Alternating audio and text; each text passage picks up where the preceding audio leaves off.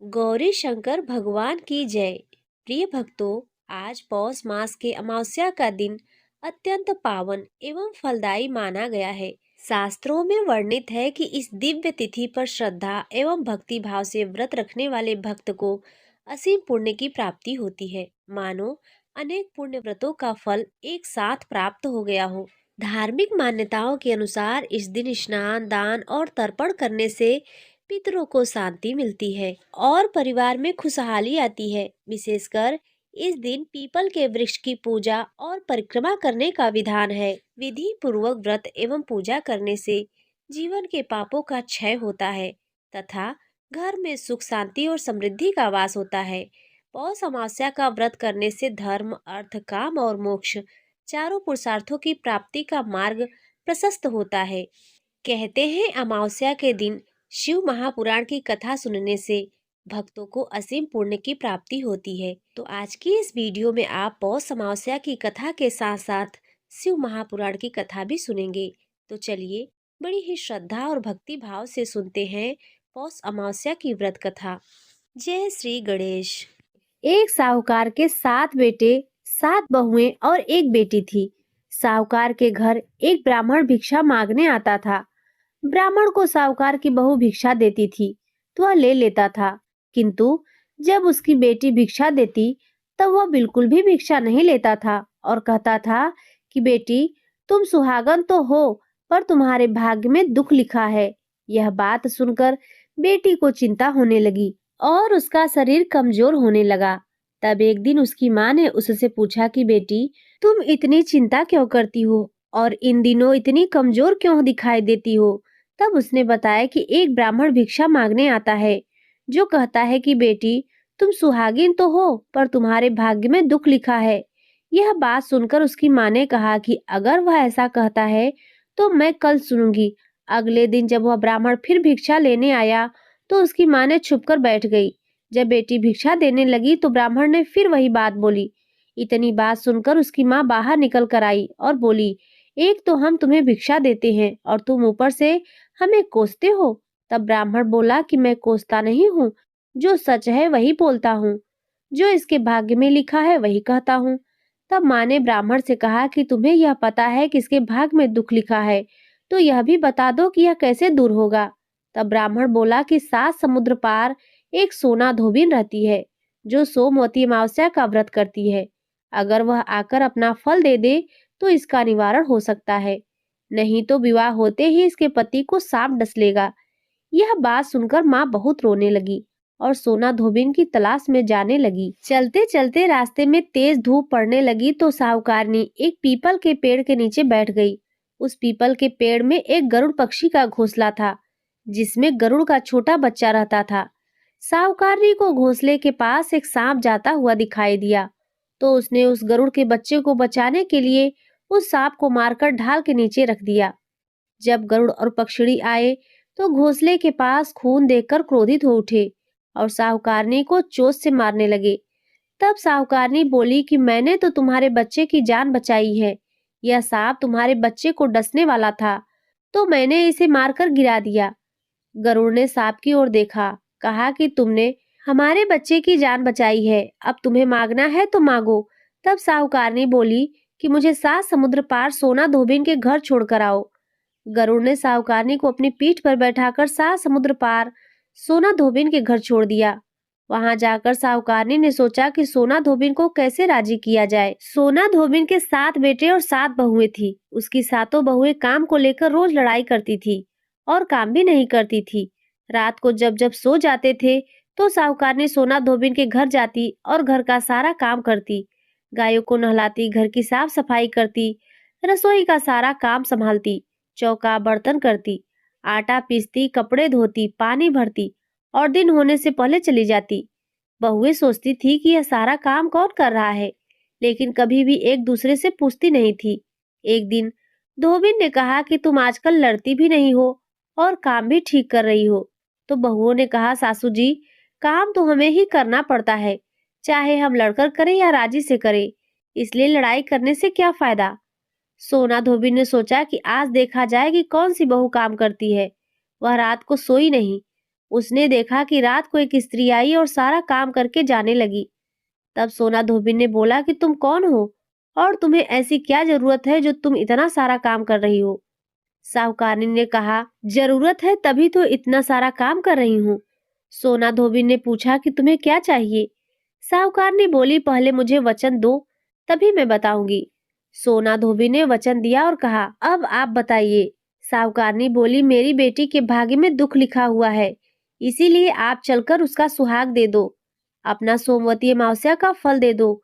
सोना धोबिन अपने बेटे बहू से बोली कि मैं तो साहूकारनी के साथ जा रही हूँ। यदि पीछे से तुम्हारे पिताजी की मृत्यु हो जाए तो उन्हें तेल घी के कुप्पे में डालकर छोड़ देना। फिर दोनों जने साहूकार के घर चली जाती हैं। साहूकार की बेटी का ब्याह होने लगा तो दूल्हा फेरों में बैठ गया। सोना धोबिन दूल्हे के घुटनों के पास कच्चा करवा रखकर उसमें दूध डालकर सूत का तार लेकर बैठ गई। थोड़ी देर बाद सांप दूल्हे को डसने के लिए आया। सोना धोबी ने करवा आगे रखा और तार से बांध दिया, लेकिन दूल्हा डर के मारे मर गया। तब सोना धोबी ने टीके में से रोली निकाली, मांग में सिंदूर निकाला, आंख में से काजल निकाला और मेहंदी निकालकर छोटी अंगुली से छींटे मारे और बोली कि आज दिन तक मैंने जितनी सोमवती अमावस्या की है उनका फल तो साहूकार की बेटी को लग जाए, और आगे जो मैं सोमवती अमावस्या का व्रत करूं उसका फल मेरे परिवार को लगे। इतना कहते ही दूल्हा जीवित हो गया और सब सोमवती अमावस्या की जय जयकार बोलने लगे।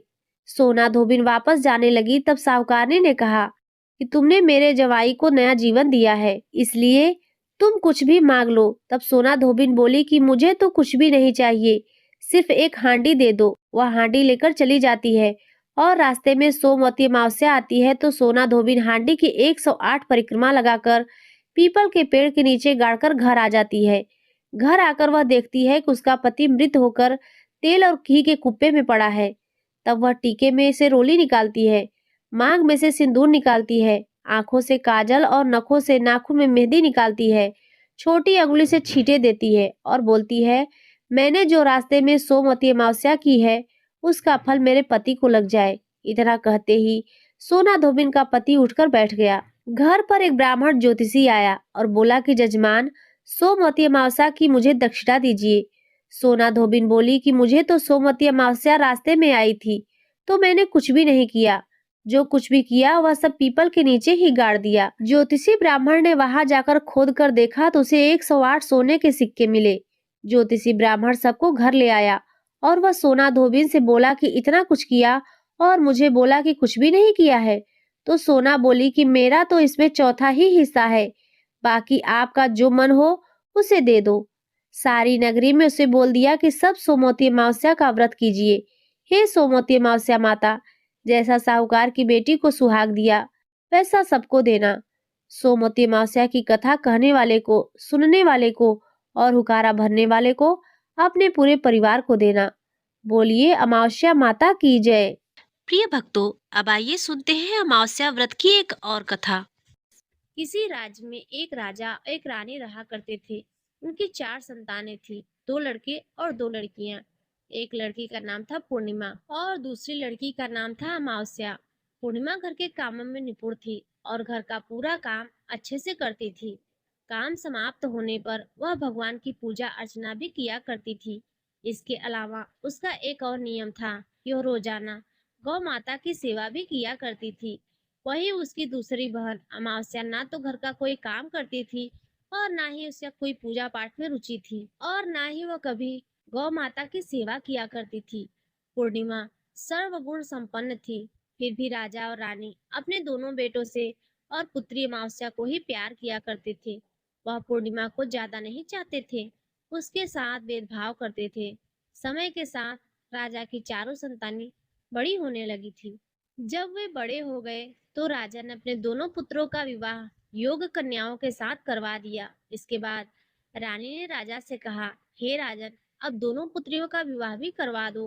वो अभी विवाह योग्य हो गई हैं, लेकिन आप ऐसा करना कि पुत्री अमावस्या का विवाह किसी बड़े खानदान में कराना और पूर्णिमा का विवाह किसी गरीब परिवार में कराना, क्योंकि पूर्णिमा को तो केवल भगवान की पूजा पाठ और घर के काम काज करना ही पसंद है और साथ ही उसे गाय की सेवा करना भी बहुत पसंद है। गरीब घर में होगी तो उसके सारे काम हो जाएंगे और अमावस्या को कुछ करना पसंद नहीं है। इसके लिए बड़ा राजघराना देख रहा हूँ ताकि उसे कोई काम ना करना पड़े।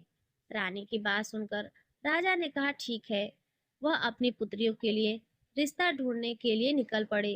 राजा अपने पड़ोसी राज्य में जाकर वहां के राजा के पुत्र से अमावस्या का रिश्ता तय कर देते हैं और वहीं पास ही के गांव में जाकर एक गरीब परिवार के लड़के से पुत्री पूर्णिमा का रिश्ता भी तय कर देते हैं। और घर आकर राजा ने सारी बात रानी को बताई। रानी सोचने लगी कि अब देखते हैं भगवान इसकी मदद कैसे करते हैं। यह तो बहुत पूजा पाठ करती है और भगवान से सदा ही मगन रहती है। तो पूर्णिमा का भाई और भाभी पूर्णिमा से बहुत प्यार करते थे क्योंकि पूर्णिमा उनके घर के काम में उनका साथ देती थी, हर काम में उनका हाथ बटाती थी। जबकि अमावस्या अपने भाई भाभी की कोई सहायता नहीं करती थी, उस पर अपना रौब जमाती थी और ना ही कोई घर का कार्य करती थी। ऐसा करते करते कई महीने बीत गए। अमावस्या और पूर्णिमा दोनों का विवाह हो गया। राजा और रानी ने अपनी दोनों बेटियों की विदाई कर दी। विदाई करते समय राजा और रानी ने अमावस्या बेटी को खूब सारी धन दौलत देकर विदा किया और पूर्णिमा को कुछ भी नहीं दिया, खाली हाथ अपने घर से विदा कर दिया। इसके बाद दोनों बहनें अपने अपने ससुराल चली गई। कुछ दिन बीत गए। एक दिन अमावस्या अपने घर पर शिव जी की कथा रखी जिसमें वह सभी गांव वालों को निमंत्रण भेजी, पर अपनी बहन पूर्णिमा को नहीं बुलाई। जब गांव की सभी औरतें अमावस्या के यहाँ जाती हैं तो उन्हें इस तरह से जाता हुआ देखकर पूर्णिमा उनसे पूछती है कि आप सब इस तरह से तैयार होकर कहाँ जा रही हैं। तो ये औरतें पूर्णिमा से कहती हैं तुम्हारी बहन के यहाँ शिव जी की कथा रखी है, क्या तुम वहाँ नहीं जाओगी। तो पूर्णिमा कहती है कि मुझे मेरी बहन ने निमंत्रण नहीं भेजा तो मैं नहीं जा सकती। तभी गांव की औरतें पूर्णिमा से कहती है बुलावा नहीं आया तो क्या हुआ, तुम्हारी बहन है, भूल हो गई होगी। यह तो भगवान शिव की कथा है, सुनने जाने से क्या हर्ज है। हम तो कहती हैं कि तुम हमारे साथ चलो। तो पूर्णिमा गांव की औरतों की बात मानकर उनके साथ भगवान शिव की कथा सुनने के लिए अमावस्या के घर चली जाती है। जब अमावस्या की नजर पूर्णिमा पर पड़ती है तो वह कहती है पूर्णिमा तुम यहाँ कैसे चली आई, मैंने तो तुम्हें नहीं बुलाया। खैर कोई बात नहीं, तुम आ ही गई हो तो चुपचाप बैठी रहना। मेरे यहाँ रिश्तेदारों को यह भूलकर भी मत बताना कि तुम मेरी बहन हो। यह कहते हुए अमावस्या ने अपनी बहन पूर्णिमा की गरीबी का मजाक उड़ाया। तो यह सब सुनकर पूर्णिमा की आंखों में आंसू आ गए और उसने रोते रोते मन ही मन भगवान शिव से विनती करते हुए कहती है हे भगवान, क्या पूजा पाठ करना गलत है, गौ माता की सेवा करना गलत है। आखिर मेरी क्या गलती थी जो इस तरह मेरी गरीबी को बार बार मजाक बनाया जा रहा है। आप अपनी कृपा दृष्टि मुझ पर कब बनाएंगे। तब पूर्णिमा वहां बैठी बैठी यही बार बार कहती रहती है। इतने में ही शिव कथा पूरी हो जाती है। अमावस्या भगवान का प्रसाद बांटने लगती है। वह सभी लोगों को प्रसाद दे देती है लेकिन अपनी बहन पूर्णिमा को प्रसाद नहीं देती। पूर्णिमा बड़ी ही दुखी मन से बिना प्रसाद लिए अपने घर को लौट जाती है। पूरे रास्ते वह यही सोच रही थी कि घर पर अगर बच्चे उससे कुछ कथा का प्रसाद मांगेंगे तो मैं उनसे क्या कहूंगी, और यह भी सोच रही थी कि मायके अपने भाई और भौजाई के यहाँ जाऊंगी, वहां जाते हुए वहां के बच्चों के लिए कुछ लेकर आऊंगी। तो ऐसा सोचते हुए वह अपने घर लौट आई। घर वापस लौटकर आने के बाद उसने अपने पति और बच्चों से कहा मैं कुछ समय के लिए अपने मायके जा रही हूँ। तो पति ने कहा ठीक है चली जाओ। तो थोड़ी देर बाद पूर्णिमा अपने मायके के लिए रवाना हो गई। चलते चलते रास्ते में एक चबूतरा आया जिस पर तुलसी का पौधा लगा था। उस चबूतरे पर एक बूढ़ी अम्मा बैठी थी। वह कोई और नहीं, साक्षात तुलसी माता थी। उस बूढ़ी माता ने पूर्णिमा से कहा बिटिया तुम कौन हो और कहाँ जा रही हो। तो पूर्णिमा अपना परिचय देते हुए कहती है माँ, मैं अपने मायके जा रही हूँ। तो बूढ़ी औरत ने पूर्णिमा से कहा बेटी, यहाँ तुलसी का पौधा सूख रहा है, इसमें थोड़ा पानी डाल दो और इस चबूतरे को साफ कर दो जिससे मुझे थोड़ी ठंडक मिलेगी। तो पूर्णिमा ने कहा ठीक है माँ, मैं तुलसी के पौधे में पानी डाल देती हूँ, यहाँ की साफ सफाई भी कर देती हूँ। तो पूर्णिमा ने साफ सफाई करने के बाद बूढ़ी अम्मा को भी नहला दिया। बूढ़ी अम्मा की सेवा भी की, उनके पैर दबाए, हाथ पैरों में तेल की मालिश की, कंघी की और फिर पूछा माँ, मैं आपकी क्या सेवा करूं, कोई और काम हो तो बता दीजिए। मैं कर दूंगी। तो बूढ़ी अम्मा कहती है, बेटा अब कोई काम नहीं है, तुम अपने मायके जाओ और वापस आते समय मुझसे मिलते हुए जाना। तो पूर्णिमा ने बूढ़ी अम्मा से कहा, ठीक है माँ जी, अब मैं जाती हूँ, लौट के आऊंगी तो तुमसे मिलकर जरूर जाऊंगी। ऐसा कहकर पूर्णिमा वहां से चल पड़ी। कुछ समय आगे चलने के बाद एक शिव मंदिर आया। वहां पर उसे एक बूढ़े बाबा मिले थे, जो मंदिर के बाहर बैठे थे। वह भी कोई और नहीं थे, भगवान भोलेनाथ स्वयं थे। बूढ़े बाबा ने पूर्णिमा से कहा, बिटिया तुम कौन हो और कहाँ जा रही हो? तो पूर्णिमा ने अपना सारा परिचय देते हुए कहा, बूढ़े बाबा आज मैं अपने मायके जा रही हूँ। बूढ़े बाबा ने कहा, बेटा मैं तो बूढ़ा हो चला हूँ, मेरी आंखों की रोशनी भी ढंग से काम नहीं करती। तुम ऐसा करो, मंदिर की साफ सफाई कर दो और शिवलिंग पर जल चढ़ा दो और भोले शंकर के आगे घी का दीपक जला दो। तो पूर्णिमा ने कहा, ठीक है बाबा। यह कहकर पूर्णिमा ने शिव मंदिर की सफाई कर दी और भोले शंकर की विधिवत पूजा करते हुए बूढ़े बाबा से कहा, बाबा कोई और काम हो तो बताइए। तब बूढ़े बाबा ने कहा, नहीं बेटी, अब तुम जाओ, वापस आते वक्त मुझसे मिलते हुए जाना। तो पूर्णिमा ने कहा, ठीक है बाबा, अब मैं जाती हूँ, आते हुए तुमसे जरूर मिलकर जाऊंगी। तो ऐसा कहकर वह वहां आगे से चल पड़ी। आगे चलते चलते पूर्णिमा को एक काली माता का मंदिर दिखाई दिया। वहां पर एक बूढ़ी अम्मा चबूतरे पर बैठी हुई थी। उस बूढ़ी औरत ने पूर्णिमा से कहा, बेटी तुम कौन हो और कहाँ जा रही हो? तो पूर्णिमा ने उस बूढ़ी औरत को भी अपना सारा परिचय दिया और बताया कि मैं अपने मायके जा रही हूँ। वह बूढ़ी औरत सुनकर यह कहती है कि बेटा अच्छी बात है, लेकिन तुम ऐसा करो, यहाँ पर पूजा पाठ करने के लिए सभी आते हैं, लेकिन मंदिर की साफ सफाई कोई नहीं करता, इसीलिए तुम इस मंदिर की सफाई कर दो और चबूतरे की भी साफ सफाई कर दो। तो पूर्णिमा ने कहा, ठीक है माँ जी। यह कहकर पूर्णिमा ने पूरे मंदिर की और चबूतरे की साफ सफाई कर दी और पूजा पाठ भी की। उस बूढ़ी माता का श्रृंगार भी कर दिया। बूढ़ी माँ के पैर दबाए और कहती है, माँ जी सारा काम हो गया, अगर मेरे लायक कोई और काम हो तो मुझे बताइए, उसे भी कर देती हूँ। तो बूढ़ी अम्मा कहती है, नहीं बेटी, अब तो तुम जाओ, लेकिन मायके से आते वक्त मुझसे मिलते हुए जाना। फिर पूर्णिमा कहती है, ठीक है माँ जी।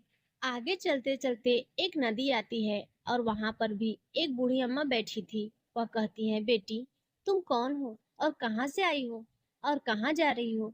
तो पूर्णिमा उस बूढ़ी औरत को अपना पूरा परिचय देते हुए बताती है कि अम्मा मैं अपने मायके जा रही हूँ। बूढ़ी औरत पूर्णिमा से कहती है, बेटा यह तो अच्छी बात है, नदी पर स्नान करने तो सभी आते हैं, लेकिन यहाँ पर कोई साफ सफाई नहीं करता, इसीलिए तुम ऐसा करो कि नदी के किनारे की साफ सफाई कर दो। तो पूर्णिमा कहती है, ठीक है माँ जी। वह वहाँ साफ सफाई में लग जाती है। सारी साफ सफाई समाप्त करके बूढ़ी अम्मा के पैर दबाती है और कहती है, माँ जी और कोई काम हो तो बताओ। तो बूढ़ी अम्मा कहती है, नहीं बेटा, अब तुम जाओ, जब मायके से लौट कर आओ तो मुझसे मिलते हुए जाना। इस नाव में बैठकर नदी के दूसरे किनारे पर पहुंच जाओ। तो यह कहते हुए बूढ़ी अम्मा एक नाव की तरफ इशारा करती हैं। तो पूर्णिमा उस नाव में बैठकर नदी के दूसरे पार चली जाती है और वहां से अपने मायके घर पहुंच जाती हैं।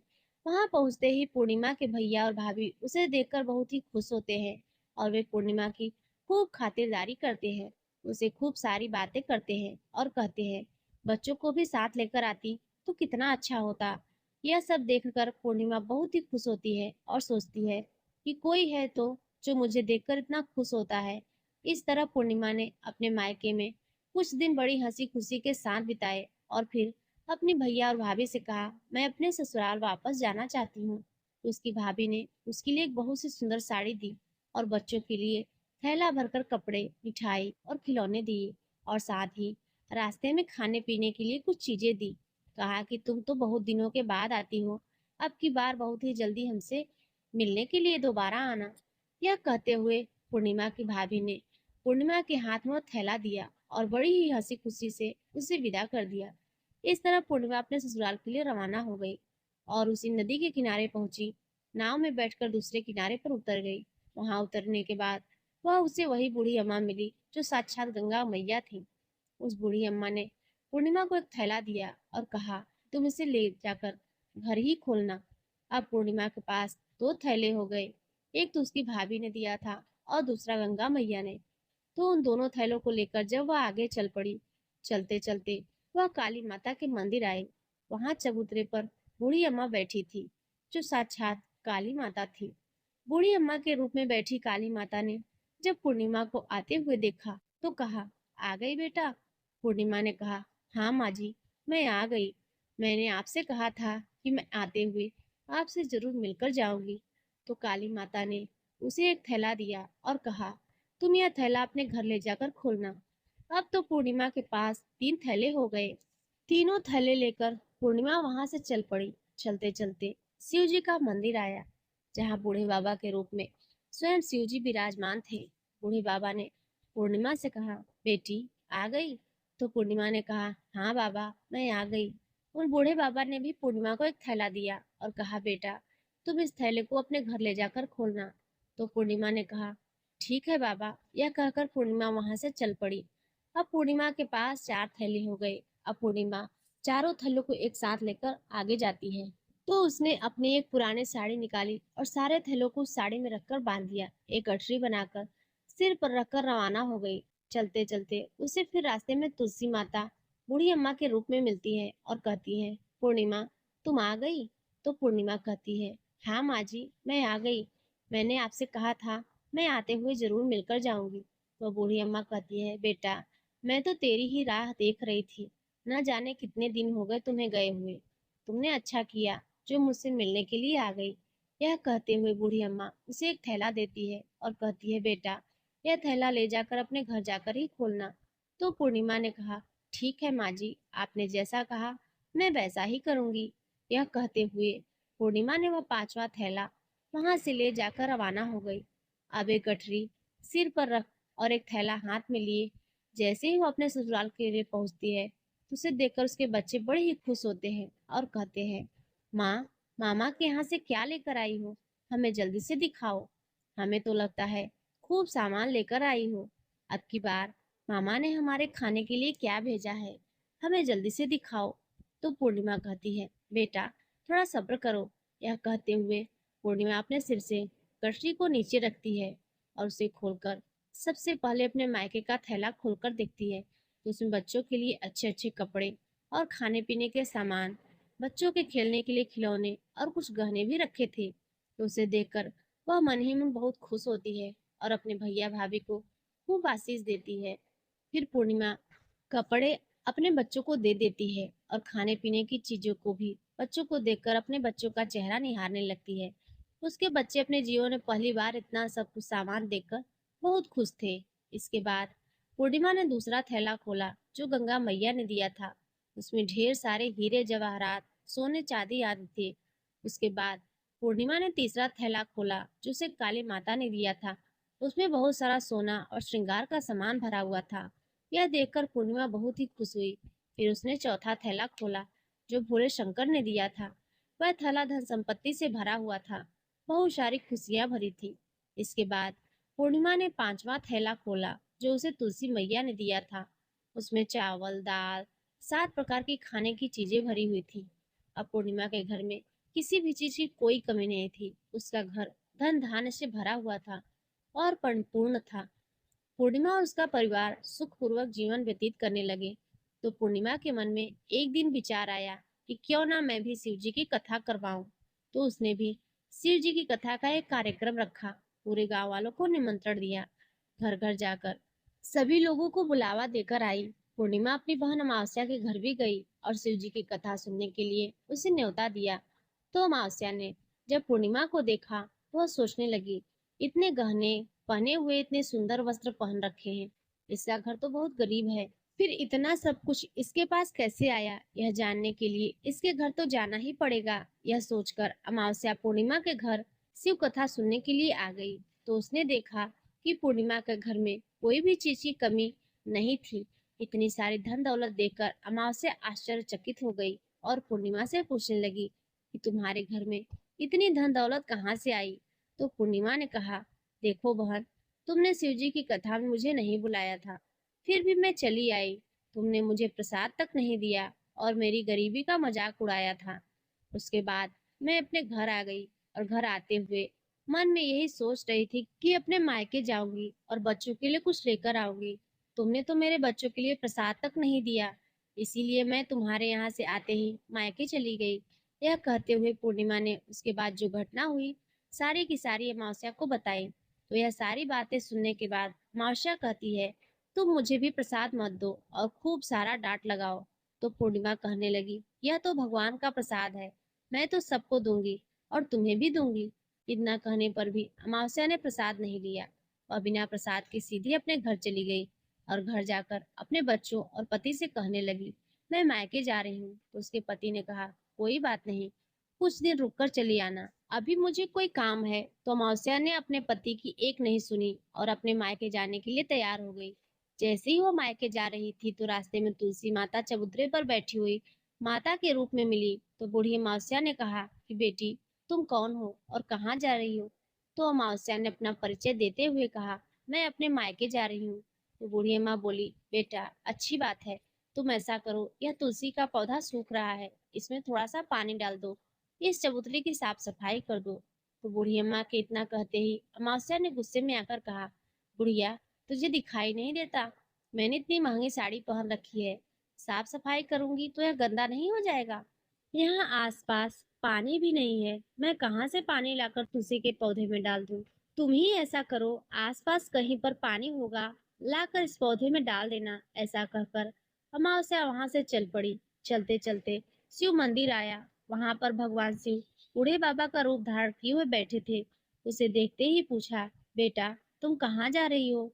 तो अमावस्या ने कहा, मैं अपने मायके जा रही हूँ। तो बूढ़े बाबा ने कहा, बेटा मंदिर की साफ सफाई कर दो और भोले शंकर की पूजा कर दो, आजकल मुझे थोड़ा कम दिखाई देता है। तो बूढ़े बाबा की साफ सफाई वाली बात सुनकर अमावस्या को क्रोध आ गया और वह गुस्से में मना करते हुए वहां से आगे चल गई। आगे चलते चलते काली माता का मंदिर दिखाई दिया। वहां पर काली माता बूढ़ी अम्मा के रूप में बैठी हुई थी। तो अमावस्या को देखते ही काली माता ने पूछा, बेटी तुम कौन हो और कहाँ जा रही हो? तो अमावस्या ने कहा कि मैं अपने मायके जा रही हूँ। तो बूढ़ी अम्मा बोली, बेटी तुम मेरा एक काम कर दो, इस मंदिर में पूजा पाठ करने तो सभी लोग आते हैं, लेकिन साफ सफाई कोई नहीं करता।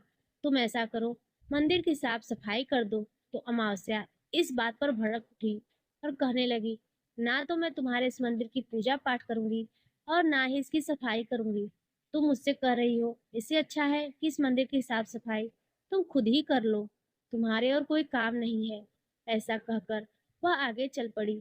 आगे चलते चलते फिर वही नदी आई। उसके किनारे पर भी एक बूढ़ी अम्मा बैठी थी। उसे देखते ही बोली, बेटा तुम कहाँ जा रही हो और कौन हो? तो उसने कहा, मैं अपने मायके जा रही हूँ। बूढ़ी अम्मा ने कहा, बेटा यह तो अच्छी बात है, तुम मेरा एक काम कर दो, इस गंगा नदी में स्नान करने तो सभी आते हैं, पर इसके किनारे की सफाई कोई नहीं करता। तुम ऐसा करो, यहाँ की साफ सफाई अच्छे से कर दो। तो बूढ़ी माँ के इतना कहते ही अमावस्या को क्रोध आ गया। उसने कहा, तुम्हें दिखाई नहीं देता, मैंने इतनी महंगी साड़ी पहन रखी है, मैं यहाँ के राजा की बेटी हूँ, मैं कोई नौकरानी नहीं हूँ जो तुमने कह दिया और मैं सफाई करने लग गई। तो इस तरह बूढ़ी अम्मा को भला बुरा कहते हुए अमावस्या जैसे ही नाव में बैठने लगी तो नाव में फूलों की जगह कांटे भरे हुए थे, लेकिन वह अपने अधिक गुस्से के कारण वो कांटों भरी नाव में ही बैठ गई। उसके पैर में कांटे बार बार चुभ रहे थे।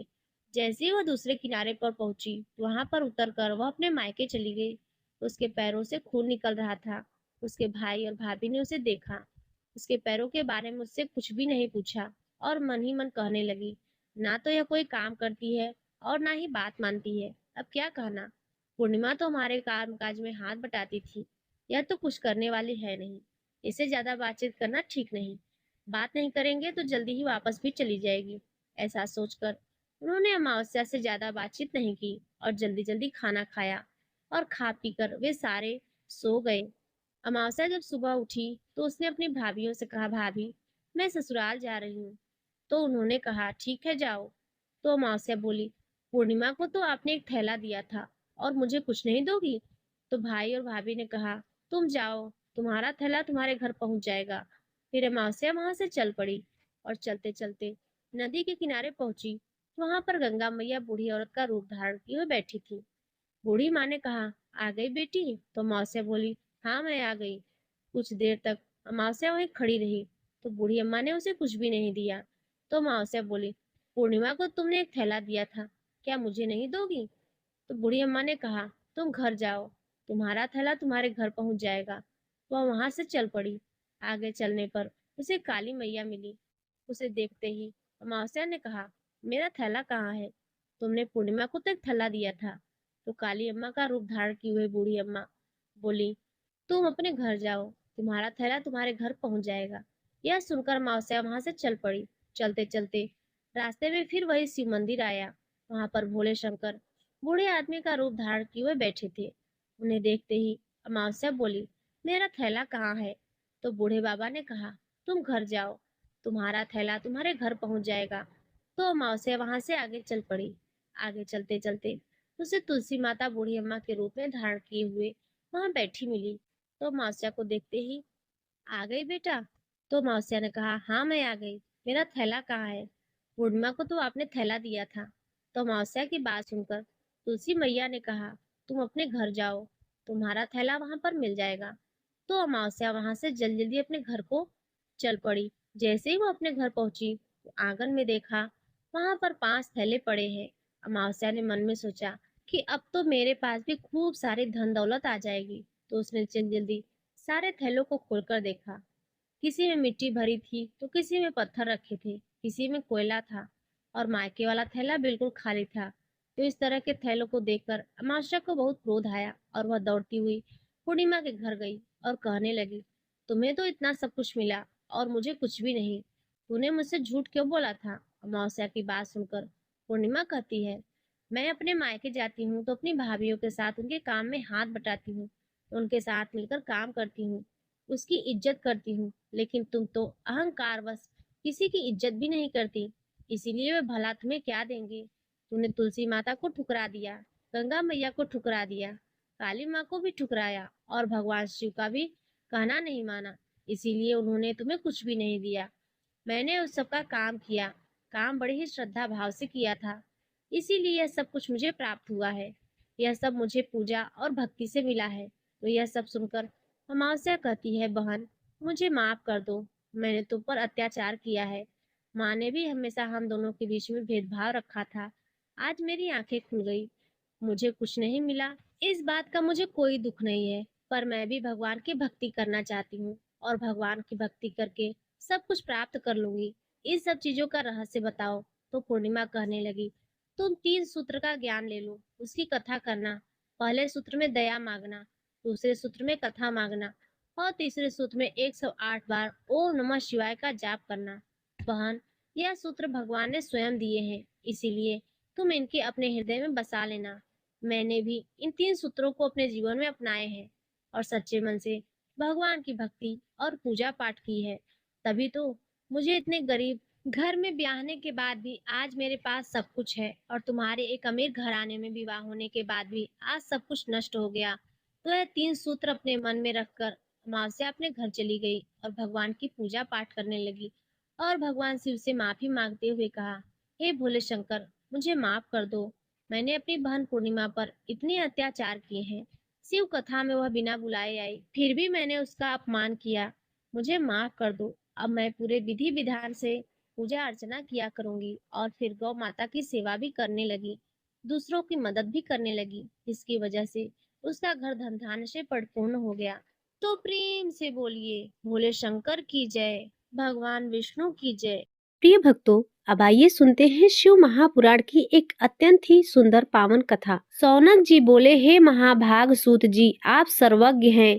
हे महामते, आपके कृपा प्रसाद से मैं बारंबार कृतार्थ हुआ। इस इतिहास को सुनकर मेरा मन अत्यंत आनंद में निमग्न हो रहा है।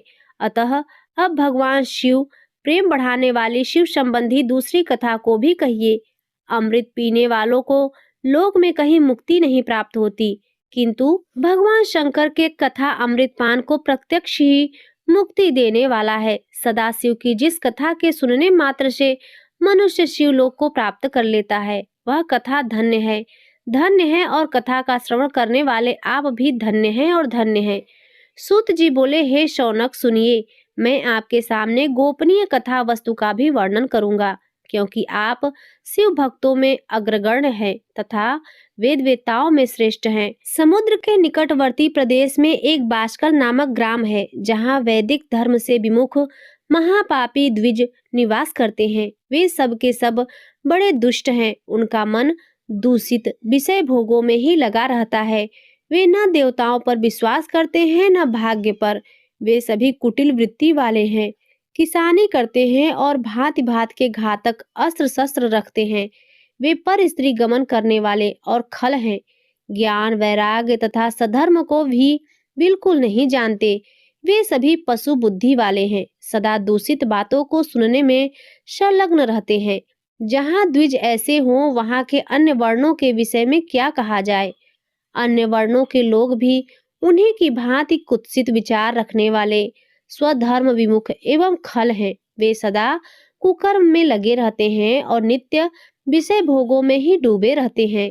वहाँ की सब स्त्रियां भी कुटिल स्वभाव की, स्वेच्छाचारिणी, पापाषढ़, कुत्सित विचार वाली और व्यभिचारिणी हैं। वे सद्व्यवहार तथा सदाचार से सर्वथा शून्य है। कुजनों के निवास स्थान उस बाष्कल नामक ग्राम में किसी समय एक बिंदुक नामधारी ब्राह्मण रहता था।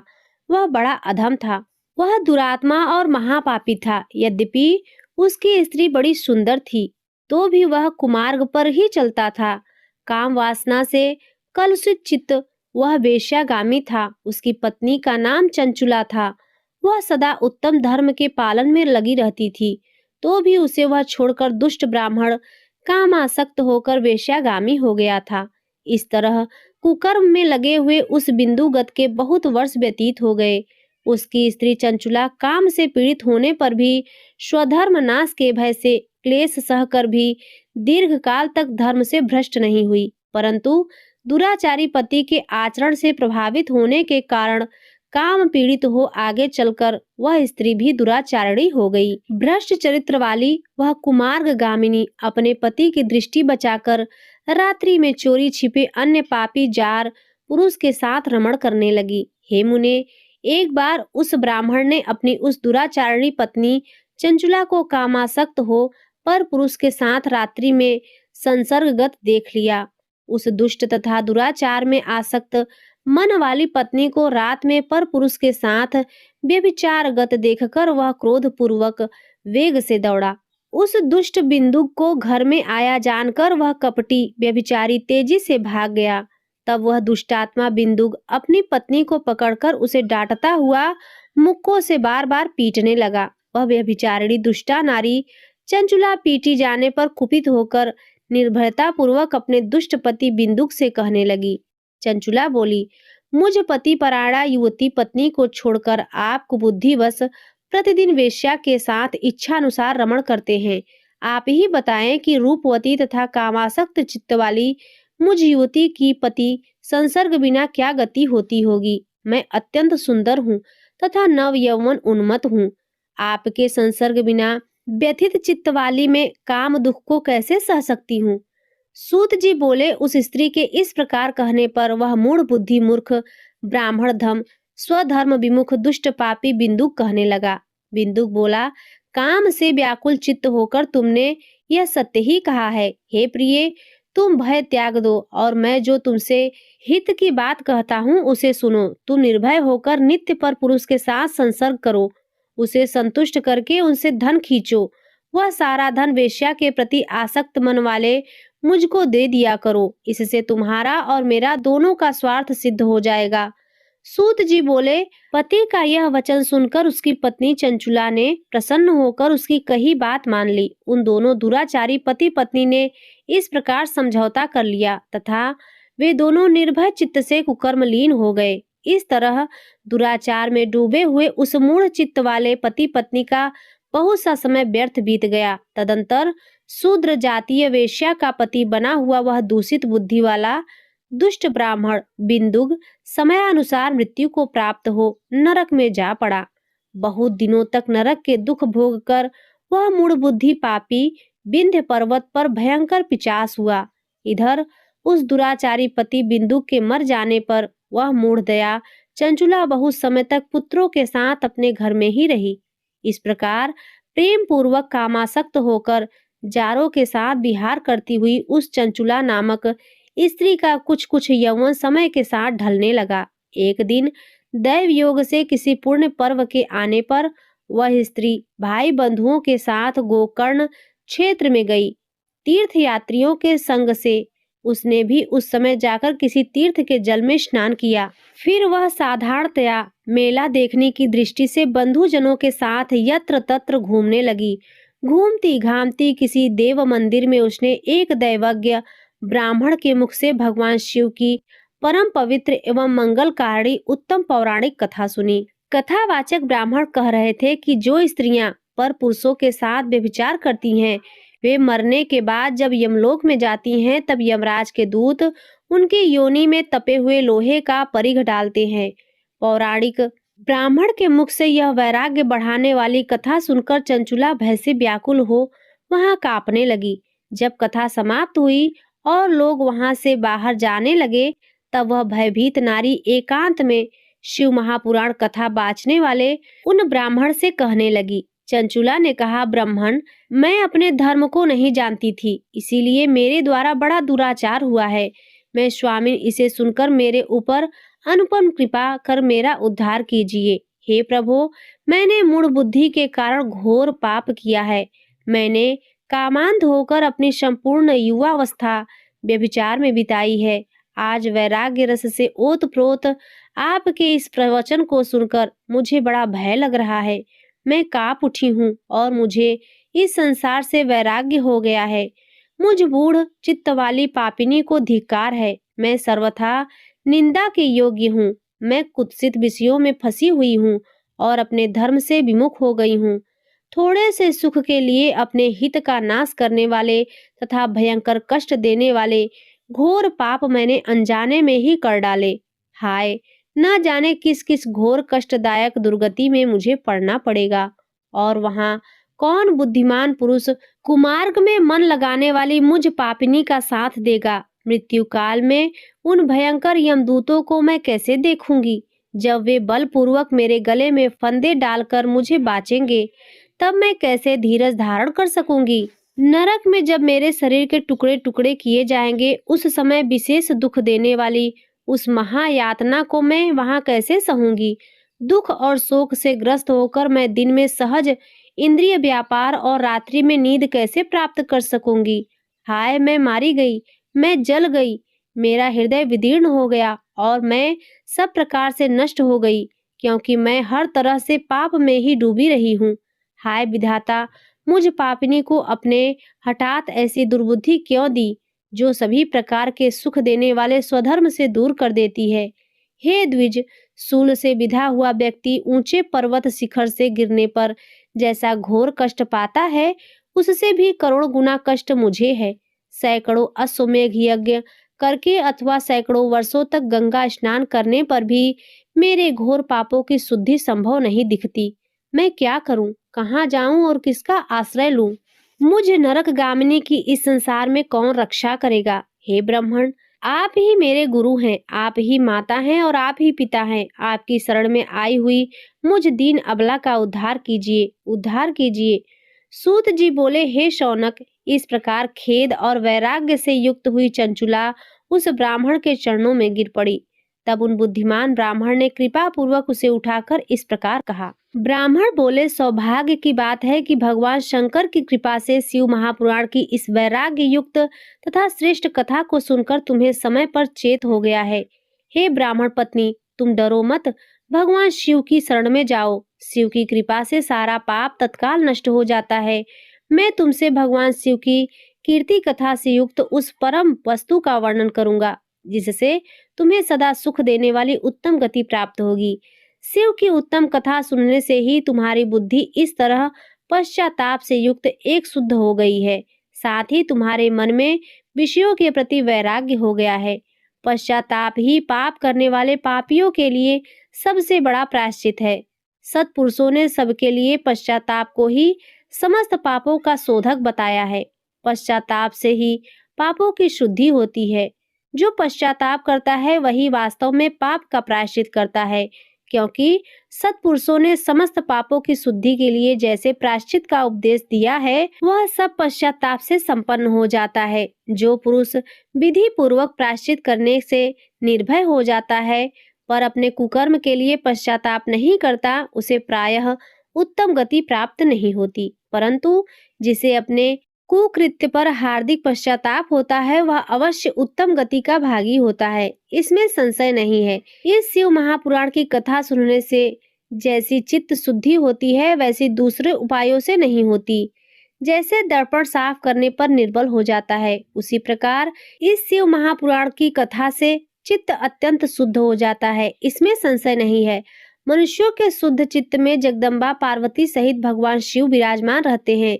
इससे वह विशुद्ध आत्मा पुरुष श्री शाम्ब सदा शिव के परम पद को प्राप्त होता है। इस प्रकार यह कथा रूपी साधन सभी प्राणियों के लिए उपकारी है और इसी कारण महादेव जी ने इसको आग्रह पूर्वक प्रकट किया है। इस कथा से भगवान उमापति का ध्यान सिद्ध हो जाता है। उस ध्यान से परम ज्ञान और उससे मोक्ष की प्राप्ति निश्चय ही होती है। भगवान शंकर के ध्यान में मान हुए बिना भी यदि कोई इस कथा को मात्र सुनता है, वह दूसरे जन्म में भगवान के ध्यान को सिद्ध कर परम पद को प्राप्त कर लेता है। इस कथा के श्रवण से भगवान शंकर के ध्यान को प्राप्त कर पश्चाताप करने वाले पापी पुरुष सिद्धि को प्राप्त हो गए हैं। इस उत्तम कथा का श्रवण समस्त मनुष्यों के लिए कल्याण का बीज है। अतः यथोचित शास्त्रोक्त मार्ग से इसकी आराधना अथवा सेवा करनी चाहिए। यह कथा श्रवण भवबंधी रूपी रोग का नाश करने वाला है। भगवान शिव की कथा को सुनकर फिर अपने हृदय में उसका मनन एवं निधि ध्यासन करने से पूर्णतया चित्त शुद्धि हो जाती है। चित्त शुद्धि होने से महेश्वर की भक्ति अपने दोनों पुत्रों ज्ञान और वैराग्य के साथ निश्चय ही प्रकट होती है। तत्पश्चात महेश्वर के अनुग्रह से दिव्य मुक्ति प्राप्त होती है, इसमें संशय नहीं है। जो शिव भक्ति से वंचित है, उसे पशु समझना, क्योंकि उसका चित्त माया के बंधन में आसक्त है, वह निश्चय ही संसार बंधन से मुक्त नहीं हो पाता। हे ब्राह्मण पत्नी, इसीलिए तुम विषयों से मन को हटा लो और भक्ति भाव से भगवान शंकर की इस परम पावन कथा को सुनो। परमात्मा शंकर की इस कथा को सुनने से तुम्हारे चित्त की शुद्धि होती है और उससे तुम्हें मोक्ष की प्राप्ति हो जाएगी। निर्मल चित्त से भगवान शिव के चरण बिंदों का यह चिंतन करने वाली एक ही जन्म में मुक्ति हो जाती है। यह मैं तुमसे सत्य सत्य कहता हूँ। सूत जी बोले, शौनक, इतना कहकर वे श्रेष्ठ शिव भक्त ब्राह्मण मौन हो गए। उनका हृदय करुणा से आर्द्र हो गया था। वे शुद्ध चित्त महात्मा भगवान शिव के ध्यान में मग्न हो गए। तदंतर बिंदु की पत्नी चंचुला अपने मन ही मन प्रसन्न हो उठी। ब्राह्मण का उक्त उपदेश सुनकर उसके नेत्रों में आनंद के आंसू छलक आए थे। वह ब्राह्मण पत्नी चंचुला हर्षित हृदय से उन श्रेष्ठ ब्राह्मण के चरणों में गिर पड़ी और हाथ जोड़कर बोली, मैं कृतार्थ हो गई। तत्पश्चात उठकर वैराग्य युक्त तथा उत्तम बुद्धि वाली वह स्त्री अपने पापों के कारण आतंकित थी। उन महान शिव भक्त ब्राह्मण से हाथ जोड़कर गदगद वाणी में कहने लगी। चंचुला बोली, हे ब्राह्मण, हे शिव भक्तों में श्रेष्ठ, हे स्वामीन, आप धन्य हैं, परमार्थदर्शी हैं और सदा परोपकार में लगे रहते हैं, इसीलिए आप श्रेष्ठ साधु पुरुषों में प्रशंसा के योग्य हैं। हे साधो, मैं नरक के समुद्र में गिर रही हूँ, आप मेरा उद्धार कीजिए, उद्धार कीजिए। पौराणिक अर्थ तत्व से संपन्न जिस सुंदर शिव महापुराण की कथा को सुनकर मेरे मन में संपूर्ण विषय वैराग्य उत्पन्न हो गया है, उसी इस शिव महापुराण को सुनने के लिए इस समय मेरे मन में बड़ी श्रद्धा हो रही है। सूत जी बोले, ऐसा कहकर हाथ जोड़कर उनका अनुग्रह पाकर चंचुला उस शिव महापुराण की कथा को सुनने की इच्छा मन में लिए उस ब्राह्मण देवता की सेवा में तत्पर हो वहां रहने लगी। तदंतर शिव भक्तों में श्रेष्ठ और शुद्ध बुद्धि वाले उन ब्राह्मण देवता ने उसी स्थान पर उस स्त्री को शिव महापुराण की उत्तम कथा सुनाई। इस प्रकार उस गोकर्ण नामक महाक्षेत्र में उन्हीं श्रेष्ठ ब्राह्मण से उसने शिव महापुराण की वह परम उत्तम कथा सुनी, जो भक्ति, ज्ञान और वैराग्य को बढ़ाने वाली तथा मुक्ति देने वाली है। उस परम उत्तम कथा को सुनकर वह ब्राह्मण पत्नी अत्यंत कृतार्थ हो गई। उस सद्गुरु की कृपा से उसका चित्त शीघ्र ही शुद्ध हो गया। भगवान शिव के अनुग्रह से उसके हृदय में शिव के सद्गुणों का चिंतन होने लगा। इस प्रकार सद्गुरु का आश्रय लेकर उसने भगवान शिव में लगी रहने वाली उत्तम बुद्धि पाकर शिव के सच्चिदानंदमय स्वरूप का बारंबार चिंतन आरंभ किया। वह प्रतिदिन तीर्थ के जल में स्नान करके जटा और वल्कल धारण करने लगी तथा समूची देह में भस्म लगाकर रुद्राक्ष के आभूषण धारण करने लगी। वह भगवान शिव के नाम जप में लगी रहती थी। संयमित वाणी और अल्पाहार करते हुए गुरु के बताए मार्ग से वह शिव जी को प्रसन्न करने लगी। हे शौनक, इस प्रकार शंभु का उत्तम ध्यान करते हुए उस चंचुला का बहुत सा समय बीत गया। तत्पश्चात समय के पूर्ण होने पर भक्ति, ज्ञान और वैराग्य से युक्त चंचुला अपने शरीर को बिना किसी कष्ट के त्याग दिया। इतने में ही त्रिपुर शत्रु भगवान शिव का भेजा हुआ एक दिव्य विमान द्रुत गति से वहां पहुंचा, जो उनके अपने गणों से संयुक्त और भांति भांति के शोभा साधनों से संपन्न था। चंचुला उस विमान पर आरूढ़ हुई और भगवान शिव के श्रेष्ठ पार्षदों ने उसे तत्काल शिवपुरी में पहुंचा दिया। उसके सारे मल धुल गए थे और वह दिव्य रूप धारणी दिव्यांगना हो गई थी। उसके दिव्य अवयव उसकी शोभा बढ़ाते थे। मस्तक पर अर्धचंद्र का मुकुट धारण किए हुए वह गौरांगी देवी शोभाशाली दिव्य आभूषणों से विभूषित थी। वहां पहुंचकर उसने त्रिनेत्रधारी महादेव जी को देखा। ब्रह्मा, विष्णु आदि देवता उन सनातन शिव जी की सेवा कर रहे थे। गणेश, भृंगी, नंदीश, वीरभद्रेश्वर आदि गण उत्तम भक्ति के साथ उनकी उपासना कर रहे थे। उनकी अंग कांति करोड़ों सूर्यों के समान प्रकाशित हो रही थी। कंठ में नील चिन्ह शोभा पाता था। उनके 5 मुख थे और प्रत्येक मुख में 3-3 नेत्र थे। मस्तक पर अर्धचंद्राकार मुकुट शोभा देता था। उन्होंने अपने वामांग में गौरी देवी को बिठा रखा था, जो विद्युत पुंज के समान प्रकाशित थी। गौरीपति महादेव जी की कांति कपूर के समान गौर थी। उन्होंने सभी अलंकार धारण कर रखे थे। उनका सारा शरीर श्वेत भस्म से भासित था। शरीर पर श्वेत वस्त्र शोभा पा रहे थे। वे अत्यंत उज्जवल वर्ण के थे। इस प्रकार परम उज्जवल भगवान शंकर का दर्शन करके वह ब्राह्मण पत्नी चंचुला बहुत प्रसन्न हुई। अत्यंत प्रीति युक्त होकर उसने बड़ी उतावली के साथ भगवान को बारंबार प्रणाम किया। फिर हाथ जोड़कर वह बड़े प्रेम से, आनंद और संतोष से युक्त हो विनीत भाव से खड़ी हो गई। उसके नेत्रों से आनंद क्रुओं की अविरल धारा बहने लगी तथा संपूर्ण शरीर में रोमांच हो गया। उस समय भगवती पार्वती और भगवान शंकर ने उसे बड़ी करुणा के साथ अपने पास बुलाया और सौम्य दृष्टि से उसकी ओर देखा। पार्वती जी ने तो दिव्य रूप धारणी बिंदुक प्रिया चंचुला को प्रेम पूर्वक अपनी सखी बना लिया।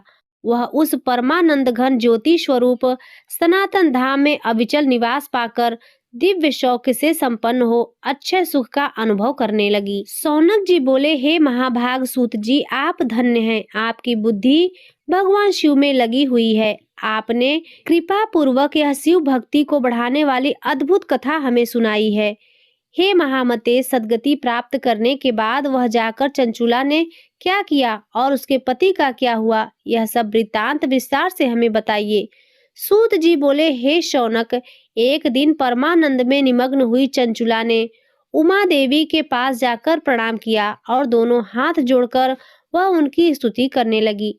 चंचुला बोली, हे गिरिराज नंदिनी, हे स्कंद माता, मनुष्यों में सदा आपकी सेवा की है। समस्त सुखों को देने वाली हे शंभु प्रिय, हे ब्रह्म स्वरूपिणी, आप विष्णु और ब्रह्मा आदि देवताओं द्वारा सेव्य हैं। आप ही सगुणा और निगुणा भी हैं तथा आप ही सूक्ष्मा सच्चिदानंद स्वरूपिणी आधा प्रकृति हैं। आप ही संसार की सृष्टि, पालन और संहार करने वाली हैं। तीनों गुणों का आश्रय भी आप ही हैं। ब्रह्मा, विष्णु और महेश्वर, इन तीनों देवताओं का आवास स्थान तथा उनकी उत्तम प्रतिष्ठा करने वाली पराशक्ति आप ही हैं। सूत जी बोले, हे शौनक, जिसे सद्गति प्राप्त हो चुकी है वह चंचुला इस प्रकार महेश्वर पत्नी उमा की स्तुति करके सिर झुकाए चुप हो गई। उसके नेत्रों में प्रेम के आंसू उमड़ आए थे। तब करुणा से भरी हुई शंकर प्रिया भक्त वत्सला पार्वती देवी चंचुला को संबोधित करके बड़े प्रेम से इस प्रकार कहने लगी। पार्वती बोली, हे सखी चंचुले, हे सुंदरी, मैं तुम्हारी की हुई इस स्तुति से बहुत प्रसन्न हूँ। बोलो, क्या वर मांगती हो? तुम्हारे लिए मुझे कुछ भी अदेय नहीं है। सूत जी बोले, पार्वती के इस प्रकार कहने पर चंचुला उन्हें प्रणाम करके दोनों हाथ जोड़कर नतमस्तक हो प्रेम पूर्वक कहने लगी। चंचुला बोली, हे निष्पाप गिरिराज कुमारी, मेरे पति बिंदुग इस समय कहाँ हैं? उनकी कैसी गति हुई है यह मैं नहीं जानती। कल्याणमयी दीन वत्सले, मैं अपने उस पति देव से जिस प्रकार संयुक्त हो सकूं, कृपा करके वैसा ही उपाय कीजिए। हे महेश्वरी, हे महादेवी, मेरे पति एक शूद्र जातीय वेश्या के प्रति आसक्त थे और पाप में ही डूबे रहते थे। उनकी मृत्यु मुझसे पहले ही हो गई थी। वे न जाने किस गति को प्राप्त हुए हैं। सूत जी बोले, चंचुला का यह वचन सुनकर नीति वत्सला हिमालय पुत्री देवी पार्वती ने अत्यंत प्रेम पूर्वक यह उत्तर दिया। गिरिजा बोली, हे सुते, तुम्हारा बिंदुक नाम वाला पति बड़ा पापी था। उसका अंतःकरण बड़ा ही दूषित था। वेश्या का उपभोग करने वाला वह महामूढ़ मरने के बाद नरक में पड़ा। अगणित वर्षों तक नरक में नाना प्रकार के दुख भोग कर वह पापात्मा अपने शेष पाप को भोगने के लिए विंध्य पर्वत पर पिचास हुआ है। इस समय वह पिचास की अवस्था में ही है और नाना प्रकार के क्लेश उठा रहा है। वह दुष्ट वही वायु पीकर रहता है और सदा सब प्रकार के कष्ट सहता है। सूत जी बोले, हे शौनक, गौरी देवी की यह बात सुनकर उत्तम व्रत का पालन करने वाली वह चंचुला उस समय पति के महान दुख से दुखी हो गई। फिर मन को स्थिर करके उस ब्राह्मण पत्नी ने व्यथित हृदय से महेश्वरी को प्रणाम करके पुनः पूछा। चंचुला बोली, हे महेश्वरी, हे महादेवी, मुझ पर कृपा कीजिए और दूषित कर्म करने वाले मेरे उस दुष्ट पति का अब उद्धार कर दीजिए। हे देवी, कुत्सित बुद्धि वाले मेरे उस पापात्मा पति को किस उपाय से उत्तम गति प्राप्त हो सकती है, यह शीघ्र बताइए। आपको नमस्कार है। सूत जी बोले, उसकी यह बात सुनकर भक्त वत्सला पार्वती जी ने अपनी सखी चंचुला से प्रसन्न होकर ऐसा कहने लगी। पार्वती जी बोली, तुम्हारा पति यदि शिव महापुराण की पुण्यमयी उत्तम कथा सुने तो सारी दुर्गति को प्राप्त करके वह उत्तम गति का भागी हो सकता है। अमृत के समान मधुर अक्षरों में युक्त गौरी देवी का यह वचन आदर पूर्वक सुनकर चंचुला ने हाथ जोड़कर मस्तक झुकाकर उन्हें बारंबार प्रणाम किया और अपने पति के समस्त पापों की शुद्धि तथा उत्तम गति की प्राप्ति के लिए पार्वती देवी से यह प्रार्थना की कि मेरे पति को शिव महापुराण सुनाने की व्यवस्था होनी चाहिए। सूत जी बोले, उस ब्राह्मण पत्नी के बारंबार प्रार्थना करने पर शिव प्रिया गौरी देवी को बड़ी दया आई। उन भक्त वत्सला महेश्वरी गिरिराज कुमारी ने भगवान शिव की उत्तम कीर्ति का गान करने वाले गंधर्वराज तुतुम्बरु को बुलाकर उनसे प्रसन्नता पूर्वक इस प्रकार कहा। गिरिजा बोली, मेरे मन की बातों को जानकर मेरे अभिष्ट कार्यों को सिद्ध करने वाले तथा शिव में प्रीति रखने वाले हे तुम्बरो, मैं तुमसे एक बात कहती हूँ, तुम्हारा कल्याण हो। तुम मेरी इस सखी के साथ शीघ्र ही विंध्य पर्वत पर जाओ। वहाँ एक महाघोर और भयंकर पिशाच रहता है। उसका वृत्तांत तुम आरंभ से लेकर सुनो। मैं तुमसे प्रसन्नता पूर्वक सब कुछ बताती हूँ। पूर्व जन्म में वह पिशाच बिंदुक नाम का ब्राह्मण था। वह मेरी इस सखी चंचुला का पति था, परंतु वह दुष्ट वेश्यागामी हो गया। स्नान संध्या आदि नित्य कर्म छोड़कर वह अपवित्र रहने लगा। क्रोध के कारण उसकी बुद्धि पर मूढ़ता छा गई। वह कर्तव्यकर्ता का विवेक नहीं कर पाता था। अभक्षण भक्षण, सज्जनों का द्वेष और दूषित वस्तुओं का दान लेना, यही उसका स्वाभाविक कर्म बन गया था। वह अस्त्र शस्त्र लेकर हिंसा करता, बाएं हाथ से खाता, दीनों को सताता और क्रूरता पूर्वक पराये घरों को आग लगा देता था। वह चांडालों से प्रेम करता और प्रतिदिन वेश्या के संपर्क में रहता था। वह बड़ा दुष्ट था। उस पापी ने अपनी पत्नी का परित्याग कर दिया था और वह दुष्टों के संग में निरत रहता था। उसने वेश्याओं के कुसंग से अपने सारे पुण्य नष्ट कर लिए और धन के लोभ से अपनी पत्नी को निर्भय करके व्यभिचारिणी बना डाला। वह मृत्यु पर्यंत दुराचार में ही फंसा रहा। फिर समय आने पर उसकी मृत्यु हो गई। वह पापियों के भोग स्थान घोर यमपुर में गया और वहां बहुत से नरकों को भोगकर वह दुष्टात्मा इस समय विंध्य पर्वत पर पिशाच बना हुआ है और वहीं पर वह दुष्ट पिशाच अपने पापों का फल भोग रहा है।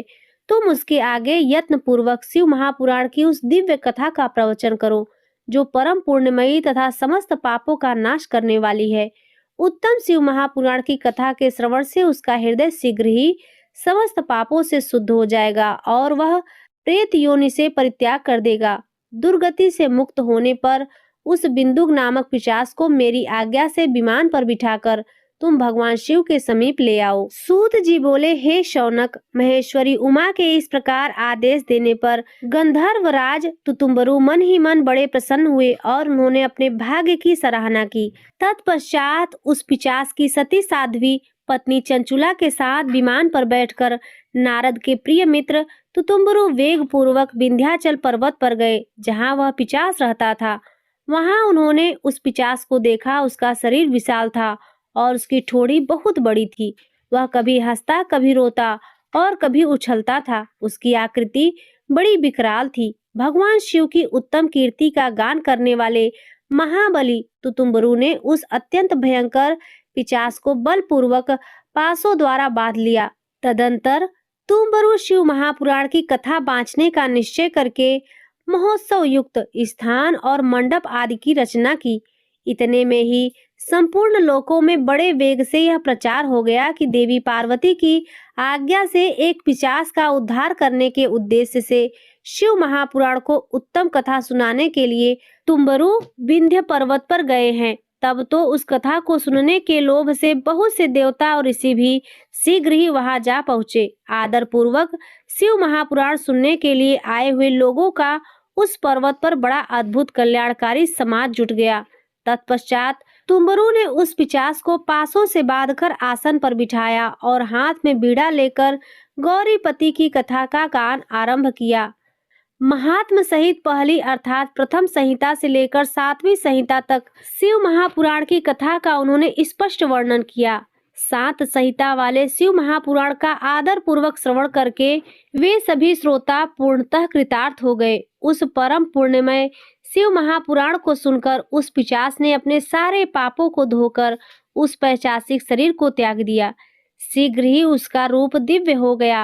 अंक कांति गौर वर्ण की हो गई। शरीर पर श्वेत वस्त्र तथा सब प्रकार के पुरुषोचित आभूषण उसके अंगों को उद्भासित करने लगे। वह त्रिनेत्रधारी चंद्रशेखर रूप हो गया। इस प्रकार दिव्य देहधारी होकर श्रीमान बिंदुक अपनी भार्या चंचुला के साथ स्वयं भी पार्वती पति भगवान शिव के दिव्य चरित्र का गुणगान करने लगा। उसकी स्त्री को इस प्रकार दिव्य रूप से सुशोभित देखकर वे सभी देवता और ऋषि बड़े विस्मित हुए। उनका चित्त परम आनंद से परिपूर्ण हो गया। भगवान महेश्वर का वह अद्भुत चरित्र सुनकर वे सभी परम कृतार्थ हो प्रेम पूर्वक श्री शिव का यशोगान करते हुए अपने अपने धाम को चले गए।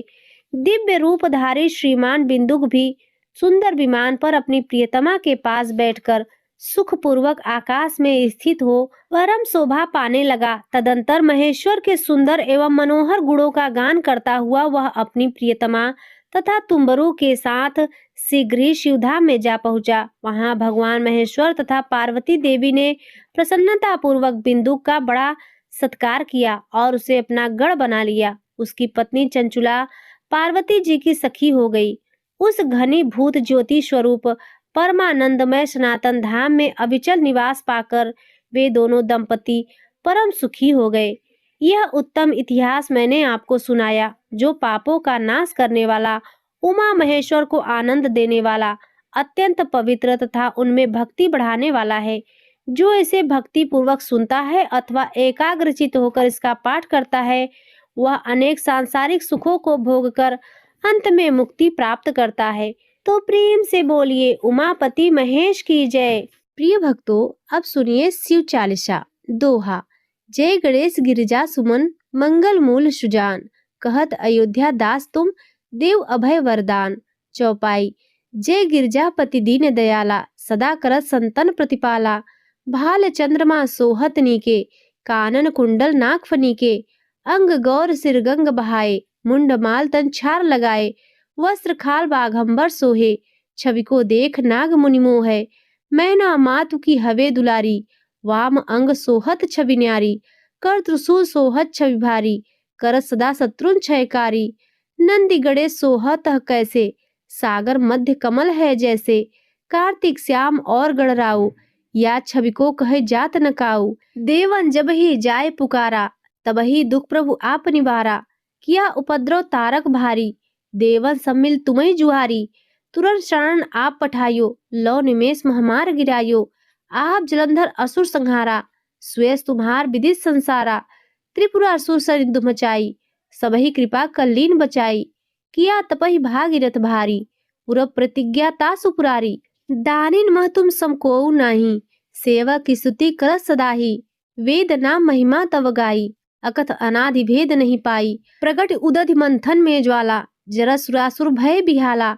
कीन्ह दया तह करी सहाई, नीलकंठ तब नाम कहाई। पूजा रामचंद्र जब कीन्हा, जीत के लंक विभीषण दीन्हा। सहस कमल में हो रहे धारी, कीन्ह परीक्षा तबहि पुरारी। एक कमल प्रभु राख्यो जोई, कमल नयन पूजा चह सोई। कठिन भक्ति देख प्रभु शंकर, भय प्रसन्न दिए इच्छित वर। जय जय जय अनंत अविनाशी, करत कृपा सबके घटवासी। दुष्ट सकल नित मोहि सतावे, भ्रमत रहो मोहि चैन न आवे। त्राहि त्राहि महिनाथ पुकारो, यही अवसर मोहि आन उबारो। ले त्रिशूल शत्रुओं को मारो, संकट से मोहि आन उबारो। मातु पिता भ्राता सब होई, संकट में पूछत नहीं कोई। स्वामी एक है आस तुम्हारी, आए हरौ मम संकट भारी। धन निर्धन को देत सदाही, जो कोई जाचे सो फल पाही। स्तुति के विधि करो तुम्हारी, क्षमहु नाथ अब चूक हमारी। शंकर हो संकट के नाशन, मंगल कारण विघ्न विनाशन। योगी यति मुनि ध्यान लगावे, नारद सारद शीस नवावे। नमो नमो जय नमो शिवाय, सुर ब्रह्मादिक पार न पाए। जो यह पाठ करे मन लाई, तापर होत है शंभु सहाय। ऋणिया जो कोई हो अधिकारी, पाठ करे सो पावन हारी। पुत्रहीन इच्छा कर जोई, निश्चय शिव प्रसाद ते ही होई। पंडित त्रयोदशी को लावे, ध्यान पूर्वक होम करावे। त्रयोदशी व्रत करे हमेशा, ताके तन नहीं रहे कलेशा। धूप दीप नैवेद्य चढ़ावे, शंकर सम्मुख पाठ सुनावे।